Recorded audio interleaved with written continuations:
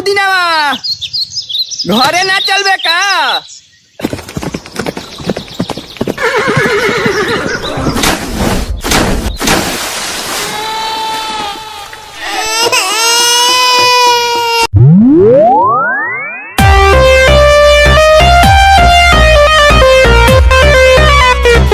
यह भोजपुरी के power star Pawan Singh ji का एक और वायरल सॉन्ग का टाइटल है पुदीना ए हसीना 2.0।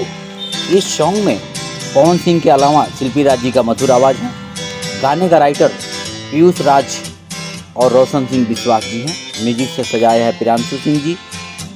इस गाने में भोजपुरी के कॉमेडियन रवि पंडित जी भी दिखाई देंगे। यह गाना वे म्यूजिक से आने वाला है।